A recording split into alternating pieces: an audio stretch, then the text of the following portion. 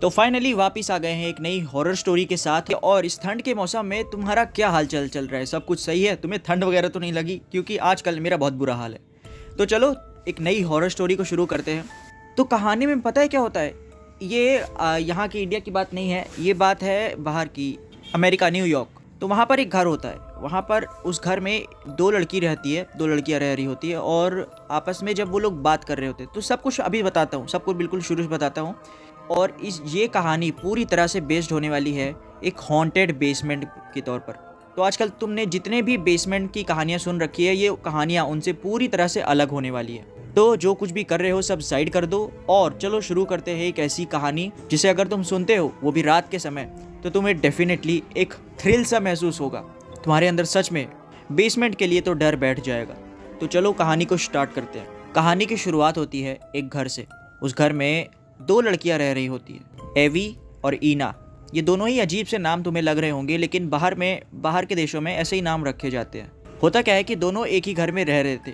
एक की बहुत अच्छी जॉब थी, तो वो सुबह सुबह निकल जाती थी अपने काम के लिए, और दूसरी अपने स्टडी के लिए उसे किसी दूसरी जगह पर जाना पड़ता था। दोनों के बीच ही काफ़ी अच्छी बॉन्डिंग थी।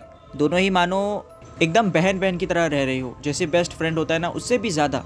अब रही बात कि वो दोनों उस घर में कैसे आई, तो ये घर उन दोनों ही लड़कियों में किसी एक की मॉम का था। उसकी मम्मी का था, जिसने अपनी बेटी को कहा कि तुम इस घर में रहना। और उसके बाद उसकी मम्मी शायद किसी एक्सीडेंट में मारी जाती हैं, या फिर कुछ होता है उनके साथ, किसी तरह का एक्सीडेंट हो जाता है। तो अब वो लड़की उस घर में अकेले रह रही थी। लेकिन कॉलेज के टाइम पे ही उसके एक ऐसी बेस्ट फ्रेंड रहती है जो उसके साथ बहुत अच्छी बॉन्डिंग थी उसकी कॉलेज से ही। तो होता क्या है कि उसी शहर में वो कहती है कि तुम आ जाओ मेरे घर में, मैं अकेली रहती हूँ। तो जो एवी है वो बुला लेती है और दोनों ही साथ में रहने लगते हैं। लेकिन रहते रहते कुछ दिनों के बाद, कुछ महीनों के बाद, चीज़ें थोड़ी सी अजीब होना शुरू हो जाती है। मतलब उनके घर में जहाँ पर वो रह रही थी वहाँ नहीं, बेसमेंट में। हाँ, उस घर में एक बेसमेंट था। बेसमेंट में तुमने देखा होगा कि बहुत अजीब अजीब सी चीज़ें होने लगती है। और उसी बेसमेंट के साथ कुछ ऐसा हो रहा था जिसे वो दोनों भी कभी नहीं सोचे होंगे। रात का समय था, वो दोनों ही सो रहे थे। ठीक वैसे ही आवाज़ आती है जैसे कोई इंसान कील ठोक रहा हो, लेकिन उसी घर के बेसमेंट से। दोनों ही गहरी नींद में सो रहे थे, लेकिन जो एवी थी उसकी दोस्त उठ जाती है। वो उठती है और इधर उधर देखने लगती है, और देखती क्या है कि कोई शोर कर रहा है जैसे कोई कीला ठोक रहा हो। वो एवी को बिना जगाए वो उठती है और उसी रूम में आसपास जाकर देखने लगती है कि ये आवाज़ कहाँ से आ रही है। तो कमरे के बाहर जाने से पहले वो सोचती है कि पहले एवी को मैं जगा देती हूँ। वो एवी को जगाने लगती है और एवी उठ जाती है। उसे भी सुनाई देता है कि उसी के रूम के आसपास से काफ़ी तेज़ कील ठोकने की आवाज़ आ रही है। इस आवाज़ के कारण उसकी नींद खुली थी, और उसी ने वो बोलती है, तेज़ आवाज़ के कारण मेरी नींद खुल गई और इसीलिए मैं तुम्हें जगा रही हूँ कि देखो ये हो क्या रहा है। दोनों ही मिलकर ये प्लान करते हैं कि उनके कमरे में जो आवाज़ आ रही है कील ठोकने की, वो कहाँ पर से आ रही है। मतलब घर में से ही आ रही है कि या घर के बाहर कोई कील ठोक रहा है। मतलब इतनी तेज़ आवाज़ घर के अंदर ही से आ रही होगी। तो उन्हें लगता है कि शायद घर में कोई है, इसलिए वो निकलती हैं दोनों देखने के लिए। अब रात का टाइम था, लाइट हर जगह थी, लेकिन फिर भी उनके हाथ में एक टॉर्च जैसा था, क्योंकि उन्होंने काफ़ी ज़्यादा ऐसी स्टोरीज़ पढ़ रखी है और सुन रखी है, और ऐसी काफ़ी वीडियोस भी देख रखी हैं, जिससे कि घर में अगर कोई घुस जाता है तो वो सबसे पहले लाइट काटता है। तो इसीलिए इसी के चलते वो लोग अपना टॉर्च उठा लेते हैं। दोनों के ही हाथ में टॉर्च होता है। टॉर्च उठाकर दोनों धीरे दबे पाँव के साथ अपने पूरे घर में इधर उधर जाने लगती है। दोनों एक साथ, अलग नहीं, दोनों एक साथ। इधर कोई राइट देख रहा है, कोई लेफ़्ट देख रहा है, और आपस में धीरे बात करते हुए वो पूरे घर में एक्सप्लोर करने लगती है। काफ़ी ज़्यादा वैसे रात हो चुकी थी। इस रात में अगर कोई ऐसे, मान लो तुम्हारे घर में ऐसा कुछ हो रहा हो, तो तुम्हें कितना अजीब लगेगा तुम सोच भी नहीं सकते। क्योंकि वो घर का माहौल ऐसा था कि आसपास कुछ बहुत घनी आबादी नहीं थी। बहुत कम लोग अपना घर बनाकर रह रहे थे, वो भी बहुत बड़ी बड़ी बिल्डिंग नहीं, छोटे छोटे घर। तो वो अपने घर को एक्सप्लोर करने लगती है, और घर के वो लोग ध्यान देती हैं कि जितना वो ऊपर जा रही हैं उतना ही आवाज़ धीरे हो रही है, कम आवाज़ आ रही है। तो उन्हें ये रियलाइज़ हो जाता है कि घर की जहाँ हम रह रहे थे उसके नीचे से ही कहीं आवाज़ आ रही है, क्योंकि ऊपर से तो आवाज़ कम होती जा रही है। वो फिर नीचे उतरती हैं दोनों ही, और देखती क्या है कि उनके कमरे के जो नीचे साइड जो सीढ़ी है, वहाँ उतरते ही उनको आवाज़ और ज़्यादा तेज़ आने लग रही है। उनका ध्यान फिर जाता है किचन की तरफ। किचन पे शायद उन्हें लगता है कि शायद कुछ गिरा, चम्मच गिरने की आवाज़ आती है ना, बिल्कुल वैसे ही दोनों को ही लगता है कि चम्मच गिरा किचन से और वो किचन की तरफ जाने लगती है दोनों। लेकिन देखती क्या है कि अचानक सडन किचन से सारी आवाज़ जितनी भी आ रही थी वो आवाज़ रुक जाती है। मतलब एक चम्मच गिरा, फिर दूसरा चम्मच गिरने की आवाज़ वो रुक जाती है। लेकिन फिर भी उन दोनों को ही ये देखना था कि किचन से तो ये आवाज़ नहीं आ रही है। और जो एवी होती है वो बताती है कि मुझे नहीं लगता कि किचन से कोई आवाज़ आ रही है। किचन में जो चम्मच गिरने की आवाज़ थी वो सिर्फ उस एवी की दोस्त को ही सुनाई दे रही थी, एवी को नहीं सुनाई दे रही थी। तो एवी की दोस्त बोलती है कि मैं बस इधर ही रुकना, मैं किचन में देख कर आ रही हूँ कि कुछ है तो नहीं वहाँ पर, क्यों चम्मच गिरने की आवाज़ मुझे आ रही है। तो ऐसा बोलते हुए वो किचन में जाकर देखने लगती है। लेकिन एवी को पता था कि उसे यहाँ पर रुकना है, वो नहीं, मतलब वो जाती नहीं है कहीं पर। और उसने उसके साथ प्रॉमिस भी किया था कि मैं यहाँ किचन में जा रही हूँ लेकिन तुम यहाँ से भागना मत, क्योंकि मुझे बहुत डर लगता है। रात का टाइम था तो डर तो ऑब्वियस लगेगा ही, इसलिए वो किचन से वापस आते तक वो वहाँ पर रुकी हुई थी एवी। अब वो देख कर आती है कि किचन में है क्या। जैसे ही वो किचन में एंटर करती है तो जितने भी चम्मच थे वो ज़मीन पर गिरे हुए थे सच में। लेकिन अब उस लड़की को समझ आ ही नहीं रहा था कि ये चम्मच गिरे कैसे। चम्मच गिरने का कोई लॉजिक है ही नहीं, क्योंकि जितने भी चम्मच थे वो चम्मच का जो होल्डर होता है उसमें फंसे हुए थे। फिर वो वहीं से आवाज़ लगाती है एवी को। एवी जाकर देखती है तो उसके आंखों के सामने उसे यकीन ही नहीं होता कि चम्मच सच में ज़मीन में गिरे हुए हैं। और लेकिन फिर भी उसे कोई आवाज़ नहीं आई, जबकि उसकी दोस्त को आवाज़ आई।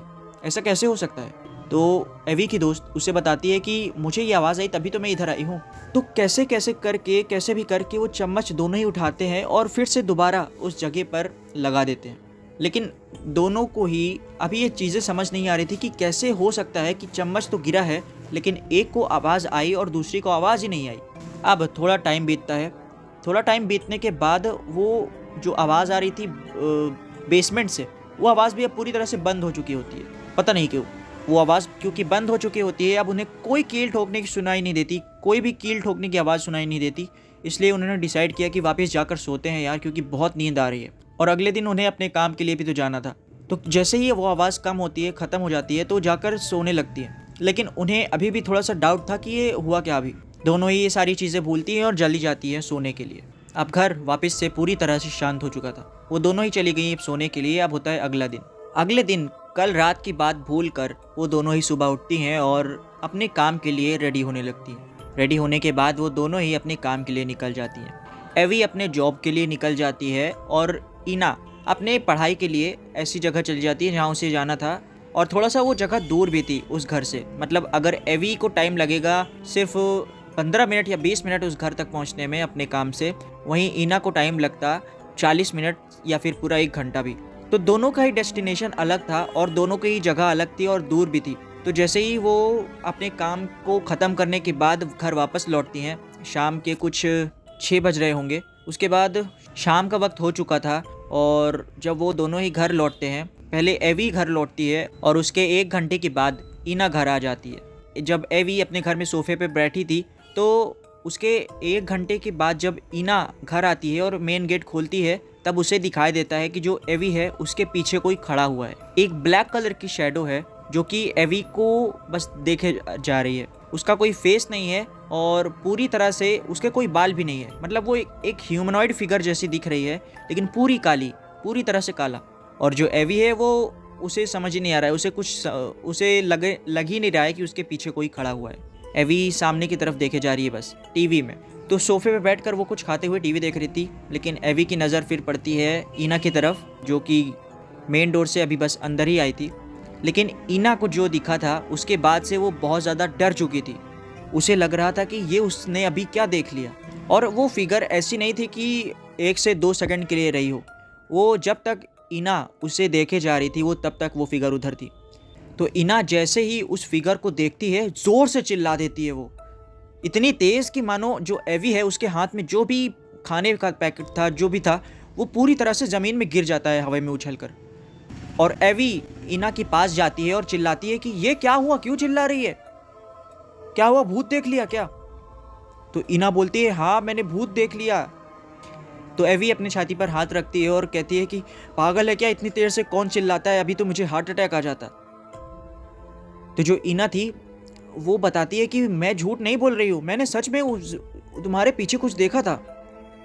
उसे लगता है कि जो इना है वो अब उसे शायद उसके साथ आज मजाक करने का मूड है। एवी उसकी बात पर ज़्यादा ध्यान नहीं देती। वो कहती है चल हाथ पैर धो ले, मैंने कुछ बढ़िया टेस्टी बनाया है। तो वो चली जाती है हाथ पैर धोने के लिए, लेकिन अभी भी वो उसी की तरफ देखे जा रही थी। मतलब उस जिस सोफ़े पर वो एवी बैठी हुई थी उसके पीछे जो खड़ा था ब्लैक कलर का शैडो, बस वहीं पर कहीं देखे जा रही है शायद। और वो उस जगह पर शैडो नहीं था, गायब हो चुका था, लेकिन इना अभी भी उस जगह को देखे जा रही थी। धीरे कदम के साथ वो बढ़ तो रही थी आगे, लेकिन अभी भी उसकी नज़र उसी जगह पर थी। एवी के दोबारा टोकते ही तब वो जाती है फ्रेश होने के लिए। तो ये तो कुछ इस तरह से बीतती है उन दोनों की इवनिंग। कुछ ही देर में रात का वक्त हो चुका था और जो इना थी उसके सर में बहुत तेज़ दर्द हो रहा था। एवी बोलती है कि क्या हुआ, सर में क्यों दर्द हो रहा है अचानक, क्या हुआ, पढ़ाई में कुछ ज़्यादा ही घुस गई क्या? तो इना बोलती है नहीं सर पहले नहीं दर्द हो रहा था, अभी तुरंत ही दर्द होने लगा, पता नहीं क्यों। तो अब एवी कहती है कि एक अच्छी नींद ले ले, सुबह तक सही हो जाएगा, कोई दिक्कत नहीं, कोई टेंशन नहीं है। अगर कुछ ज़्यादा प्रॉब्लम हुई तो हम चलते हैं फिर डॉक्टर के पास। तो इना बोलती है, इना मना कर देती है डॉक्टर के पास जाने से, क्योंकि बस हल्का सर में दर्द ही था। वो कहती है कि मैं सो जाऊँगी तो ठीक हो जाएगा। लेकिन अभी भी वो कुछ बता नहीं रही थी कि उसने सच में कुछ ऐसा देखा है। तो दोनों ही सो जाते हैं जाकर अपने रूम में। लेकिन फिर उसी रात को दोबारा से ठक ठक की आवाज़ शुरू हो जाती है। दोबारा से वही आवाज़ जो पिछली रात को आ रही थी और बहुत तेज़ आ रही थी, जैसे कोई कील ठोक रहा हो। अब क्योंकि इना के सर में बहुत तेज़ दर्द हो रहा था, इसलिए उसको नींद बहुत अच्छे से आई भी नहीं थी, इसलिए वो उठ जाती है। और क्योंकि सर में उसे अब दर्द हो रहा था, थोड़ा सा कम भी हो चुका था, क्योंकि हल्की सी नींद ले लेने के बाद उसके सर में दर्द अब कम हो चुका था। तो अब वो बिना कुछ भी बोले, एवी को बिना जगाए, वो रूम से बाहर निकलती है टॉर्च लेकर और देखती क्या है कि आवाज़ कहाँ से आ रही है। उसकी हिम्मत तो नहीं हो रही थी कि वो पूरे घर में अब जाकर एक्सप्लोर करे, जैसे पहले दिन उसने किया था कि कहाँ से आवाज़ आ रही है। लेकिन फिर भी वो हिम्मत करती है और जाकर देखती है कि कहाँ से आवाज़ आ रही है। वो पूरे घर में धीरे कदम के साथ जाती है। उसकी हार्ट बीट बहुत ज़्यादा तेज हो चुकी थी। हर कदम के साथ उसके बॉडी पर बहुत ज़्यादा पसीना आ चुका था।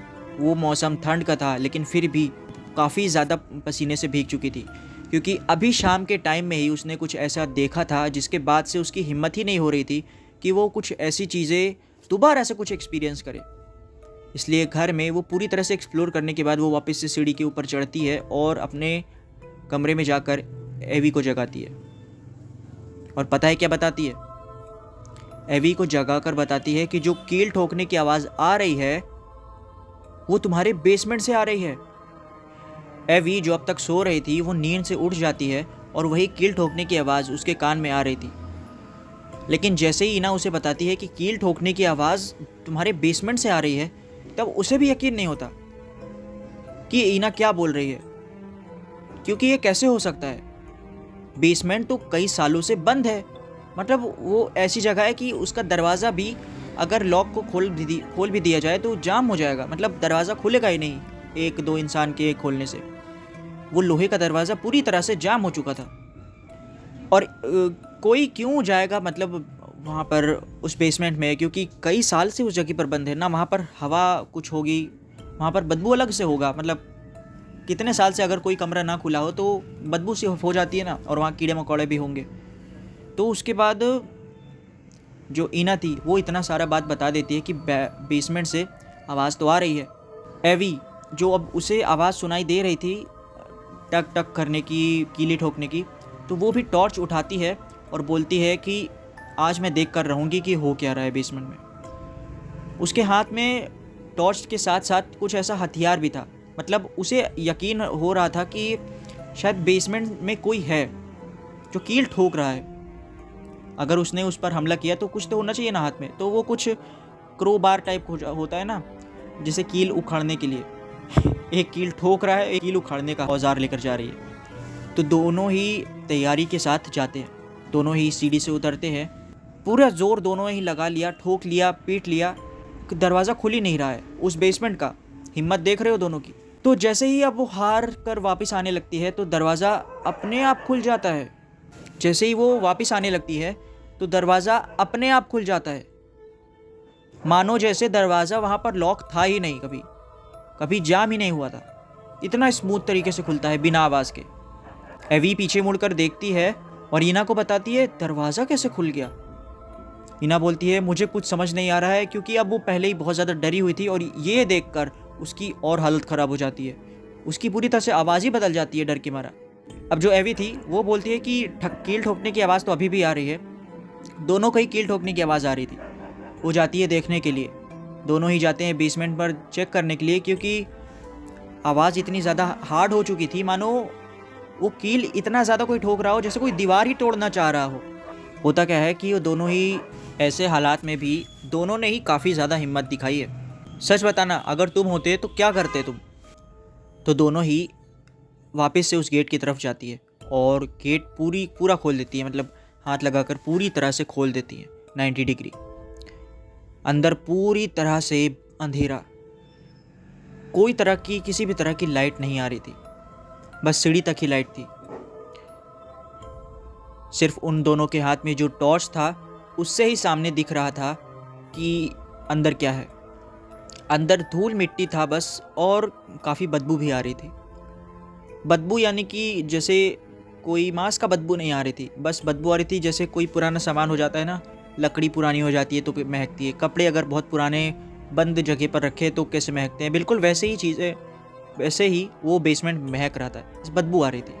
अब सारी चीज़ें तो क्लियर दिख रही थी सामने, लेकिन थोड़ा सा धूल मिट्टी की वजह से वो अंदर एंटर करती हैं। वो देखती क्या है कि दोनों ही आसपास कुछ नहीं है।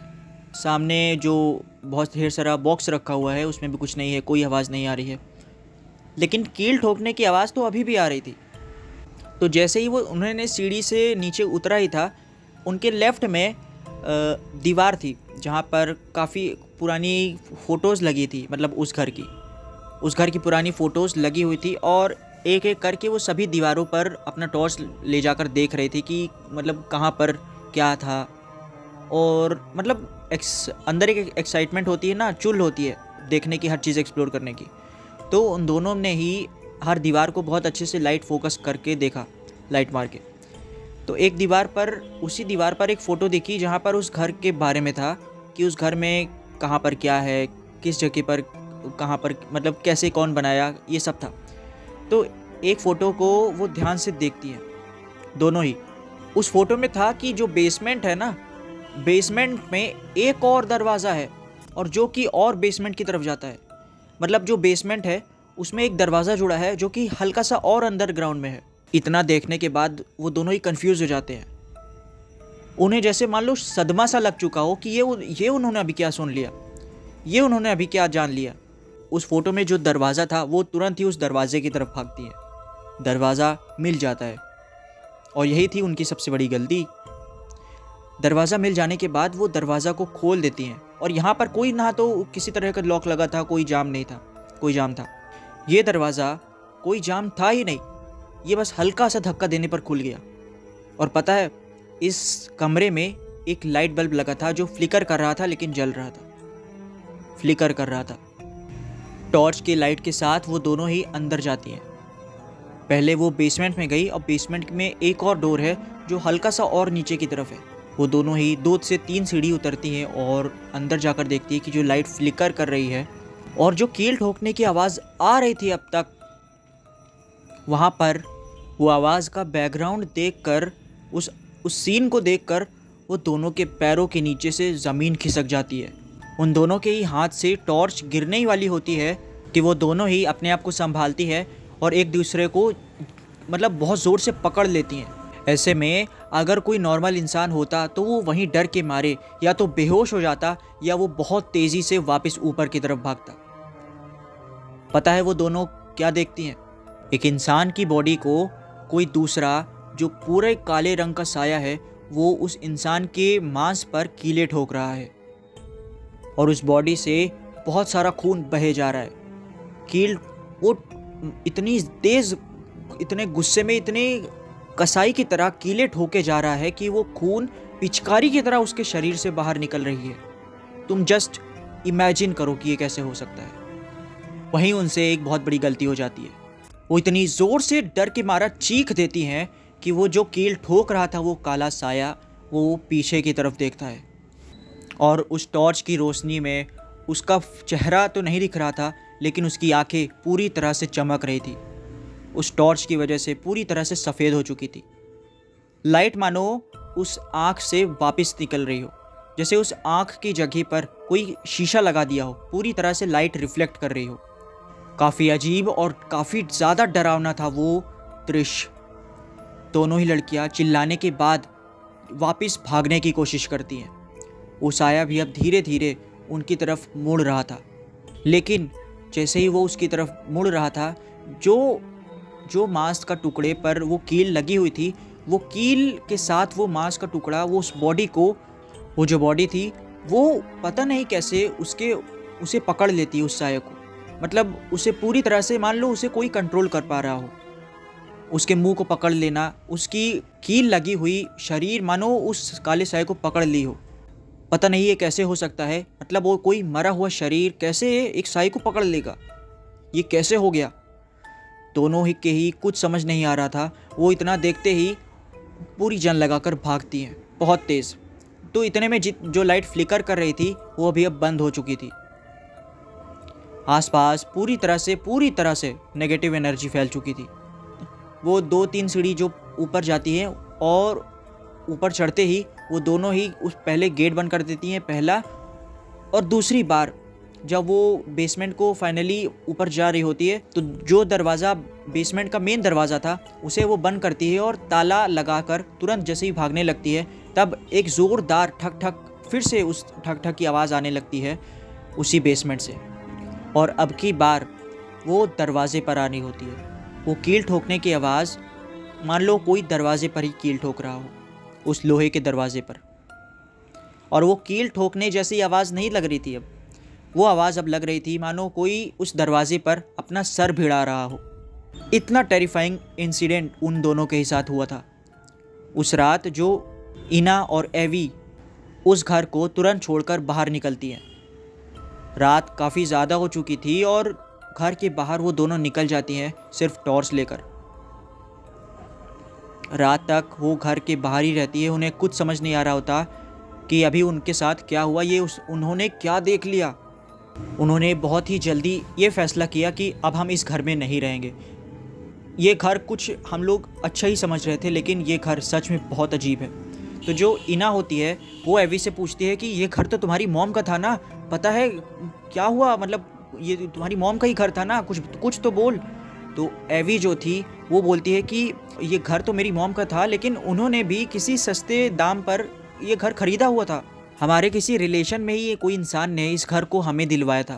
काफ़ी सस्ता था और उन्हें शायद नहीं पता होगा इसके हिस्ट्री के बारे में, लेकिन हमें ये घर नॉर्मल लगा इसलिए हमने ले लिया। लेकिन आज हमें पता चल रहा है कि ये घर कितना ज़्यादा वियर्ड है, कितना ज़्यादा हॉरिफाइंग है।